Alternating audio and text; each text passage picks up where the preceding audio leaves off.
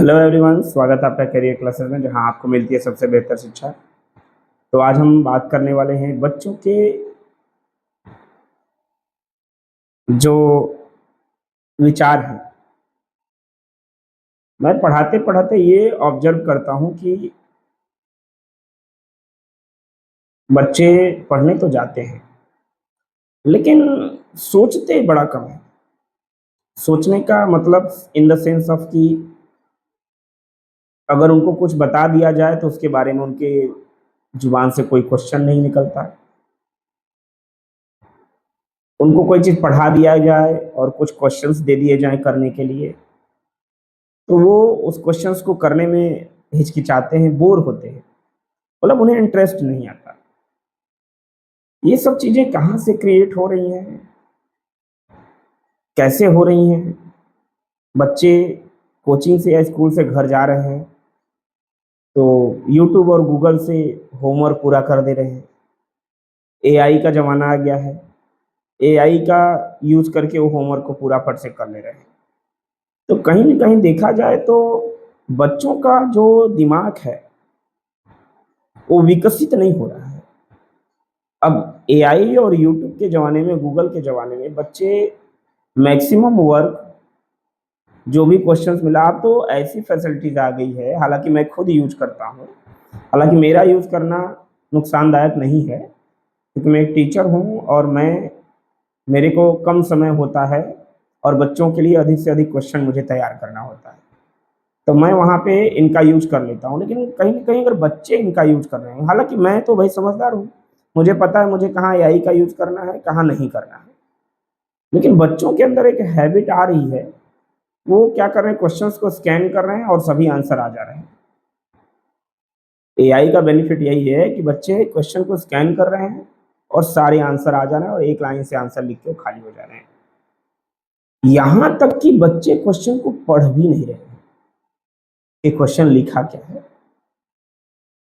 तो क्वेश्चन देने वाला जाने और फिर जो वो आंसर चेक करेगा, तो आंसर भी वही पढ़े कि सही है कि नहीं है। तो ना बच्चे क्वेश्चन को पढ़ रहे हैं, ना आंसर को पढ़ रहे हैं। और जब एग्ज़ाम आता है तो उनको याद नहीं रहता है, उल्टा-सीधा आंसर लिखते हैं। मैं भी कॉपी चेक किया हूँ, मैं जानता हूँ। और इसी वजह से बच्चे कमज़ोर होते जा रहे हैं। और फिर मैं सोचता हूँ कि बच्चों को अच्छा फ़ोर्स किया जाए, तो फ़ोर्स करके बच्चों से काम नहीं कराया जा सकता। इंटरेस्ट, जैसे मैं जब क्लास में पढ़ाता हूँ, तो पढ़ाते-पढ़ाते मैं बीच-बीच में क्वेश्चन भी पूछता हूँ कि बताइए कि इस टॉपिक पर आपकी क्या राय है? अगर मैं एसएसटी पढ़ा रहा हूँ, तो एसएसटी का कोई टॉपिक अगर मेरे पास आ गया, तो पहले मैं पढ़ा देता हूँ। पढ़ाने के बाद मैं उनसे पूछता हूँ कि अब बताइए कि इस टॉपिक पे आपका क्या ओपिनियन है, क्या होना चाहिए था? अगर ऐसा हो गया तो आपको क्या लगता है कि क्या ऐसा किया जाता कि ये सिचुएशंस ना आती? तो बच्चों को इस तरह से जब पढ़ाया जाएगा, बताया जाएगा, तो बच्चे वाक़ई उसके बारे में सोचेंगे। लेकिन अगर आप उनके नहीं, हर चीज़ होमवर्क में नहीं देना है। अगर इस समय होमवर्क सबसे बड़ा खतरा बन चुका है, सच बताऊँ तो।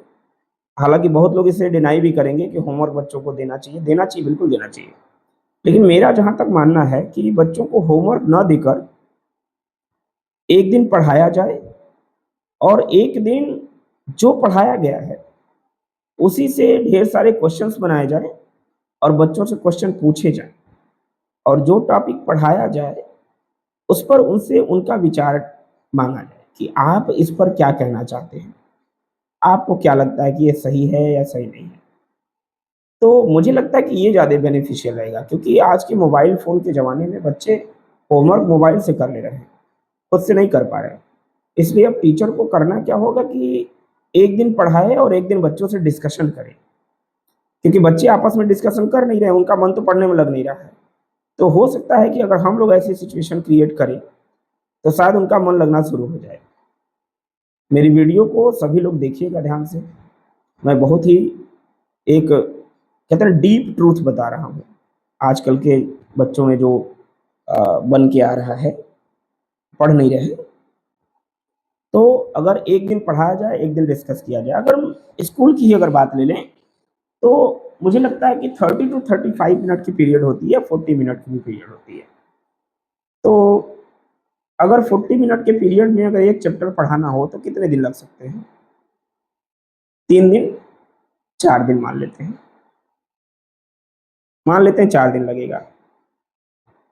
तो 4 दिन की बजाय उसे 8 दिन कर दिया जाए। और इस तरह से 1 से डेढ़ महीने में कोई ना कोई एग्ज़ाम होता है। तो 1 से डेढ़ महीने में अगर हम 10 छुट्टी निकाल दें, 6 तो लगभग संडे ही हो जाएँगे। 10 छुट्टियाँ अगर निकाल दें तो तब भी हमारे पास 35 दिन बचते हैं। और 8 से डिवाइड किया जाए तो 8 4 जा 32, 32 होता है। यानी 4 चैप्टर उनका हो जाएगा। और 4 चैप्टर से ज़्यादा हमें नहीं लगता कि किसी यूटी में वगैरह वो देते हैं। हाफ ईयरली आता तो 8 हो जाता, तब तक तो 8 हो ही जाएगा। तो 1 दिन पढ़ाना चाहिए, 1 दिन जो पढ़ाया गया है उसी से टीचर क्वेश्चन बनाए। बच्चों को भी बोल दिया जाए कि आप लोग भी इससे क्वेश्चन बना के लाइएगा। इसको रीड करिएगा, इससे क्वेश्चन बनाइएगा और फिर बच्चों से उस क्वेश्चन पे डिस्कस किया जाए। तो मुझे लगता है कि ये आइडिया बहुत सही रहेगा। इससे बच्चों का दिमाग विकसित होगा। लेकिन आप बच्चों को पढ़ाते जाइए, उनको होमवर्क देते जाइए, मोबाइल से करते जाएँगे। अंततः क्या होगा कि वो कुछ अपना आइडिया आपको शेयर नहीं कर पाएँगे। तो इस चीज़ पे वर्क करना चाहिए, मेरा जहाँ तक मानना है। मेरा वीडियो इसी टॉपिक पे है कि बच्चे